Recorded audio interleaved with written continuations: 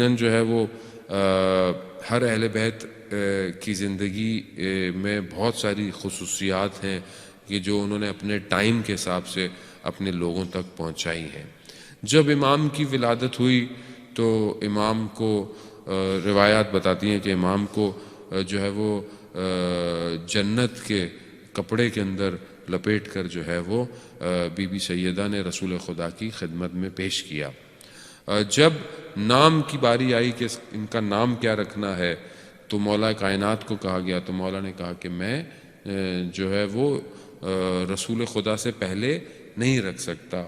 جب رسول خدا کی خدمت میں پیش کیا گیا کہ آپ ان کا نام رکھیں تو انہوں نے کہا کہ میں خدا سے پہلے اس کا نام نہیں رکھ سکتا۔ تو ایسے میں پھر حضرت جبرائیل جو ہیں وہ آئے اور انہوں نے کہا کہ اے محمد صلی اللہ علیہ وسلم، ہم نے آپ کو اور علی کو جیسے موسیٰ اور ہارون کو، بس فرق یہ ہے کہ نبی بعد میں نہیں آئیں گے۔ مختلف روایتیں، بعض میں یہ جملے ہیں، بعض میں جملے نہیں ہیں۔ میں آپ کو خلاصہ سا بیان کر رہا ہوں کیونکہ ماہ رمضان میں احتیاط جو ہے وہ بہت ضروری ہے۔ حدیث بیان کرتے ہوئے کہا کہ جو نسبت موسیٰ کی ہارون سے تھی وہی نسبت آپ کی اور علی سے ہے، تو جو ہارون کے بیٹے کا نام تھا وہی آپ اپنے بیٹے کا نام رکھیں۔ تو انہوں نے کہا کہ ہارون کے بیٹے کا نام کیا تھا؟ تو انہوں نے کہا کہ ان کے بیٹے کا نام شبر تھا۔ تو کہا کہ وہ تو دوسری زبان میں تھا، ہم عربک ہیں تو ہم عربی زبان میں کیا ہوگا؟ تو پھر حضرت جبرائیل نے کہا کہ ان کا نام حسن ہوگا۔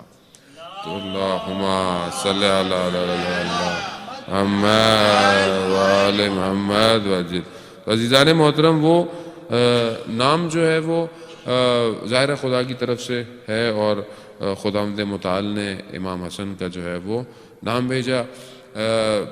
حدیث بیان ہوتی ہے کہ امام حسن بچپن میں جیسے ماشاءاللہ یہاں بچے پڑھتے ہیں، کتنی خوبصورت آواز میں سارے بچے پڑھتے ہیں اور موٹیویشن بھی انہی کو ہونا چاہیے، یہ بھی پڑھیں۔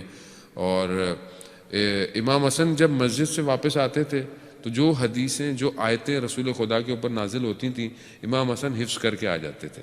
جب گھر آتے تھے تو اپنی والدہ کو ساری سناتے تھے۔ جب مولا کائنات گھر آتے تھے تو جب دیکھتے تھے کہ حضرت سیدہ کو آیات پہلے سے علم ہے تو کہتے ہیں آپ کو کیسے پتہ چلا؟ کہا جو حسن جو ہے وہ مجھے آ کر جو ہے وہ سنا دیتا ہے۔ تو یہاں پر کتنے اچھے دو پوائنٹس ہمارے ذہن میں ملتے ہیں۔ ایک، بچے کو مسجد میں جانا کتنا ضروری ہے۔ بچہ مسجد میں جائے، بچہ مجلس میں آئے، بچہ مدرسے جائے، یہ بہت چیزیں امپورٹنٹ ہیں تاکہ یہ چیزیں سیکھ سکے، اور پھر کوشش کرے کہ جتنا بائی ہارٹ انسان کر سکتا ہے شوق سے، اشتیاق سے چیزوں کو حفظ کرے۔ اور گھر میں دیکھیں کہ گھر میں جا کر جو بھی چیز سیکھتا ہے یہ ہمیں بچے کو موٹیویٹ کرنا چاہیے کہ جو ہم سیکھتے ہیں ہمیں اپنے بچوں سے پوچھنا چاہیے۔ یہ امام کی زندگی سے ہمیں ایک جو پوائنٹ ملتا ہے کہ ہمارے بچے جو باہر سیکھ کر آئیں، چاہے اسکول سیکھ کر آئیں، چاہے اسپورٹس میں سیکھ کر آئیں یا کہیں بھی، ہمیں ان کو موٹیویشن دینی چاہیے۔ کیوں؟ ہم ان سے پوچھیں کہ بیٹا کیا سیکھا، کیا سیکھا، اور اس سے فائدہ کیا ہوگا؟ اگر خدا نخواستہ کوئی غلط چیز ہوگی تو ہم اس کی اصلاح کر سکتے ہیں، ہم اس کو صحیح کر سکتے ہیں، ہم اس کو سمجھا سکتے ہیں یہ چیز ایسے نہیں ہے، ایسے۔ اگر آپ کچھ بھی نہیں پوچھے اور پتہ نہیں وہ کیا کیا سوچ کر آئے، ہو سکتا ہے کوئی چیز صحیح ہو مگر اس کو کسی غلط طریقے سے دیکھ کر آئے، یا دن میں کچھ اس نے دیکھا ہو اس کو وہ، تو اگر ہمارا اور اس کا یہ دروازہ کھلا رہے گا، یہ دوستی کھلی رہے گی، تو وہ ہر چیز آنے کرنے سے پہلے ہم سے پوچھے گا اور بات کرے گا۔ لیکن ہم لوگ بعض اوقات جیسے کچھ بچہ بتا دے تو اس کو ڈانٹ کے بھگا دیتے ہیں کہ وہ ساری زندگی جو ہے وہ نہیں آتا۔ وہ بعض جگہوں میں تو لوگ مسجد میں بچوں کو ہی بھگا دیتے ہیں، چپ رہو، یہ کرو، وہ کرو۔ یہ بچے ایسے بھاگتے ہیں مسجد سے کہ ساری زندگی پھر آتے ہی نہیں ہے مسجد میں۔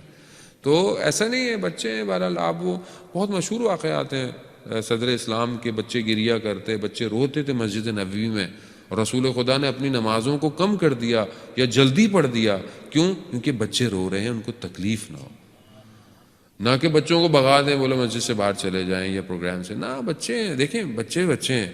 بعض اوقات ہم بچوں کو کہتے ہیں ان کی سمجھ میں نہیں آتی، 100 دفعہ ایسے کہہ دیا مولانا ان کی سمجھ میں نہیں آتی۔ بچہ ہے، اگر اس کی سمجھ میں آ جائے تو یہ بچہ تھوڑی رہے گا، بڑا ہو جائے گا۔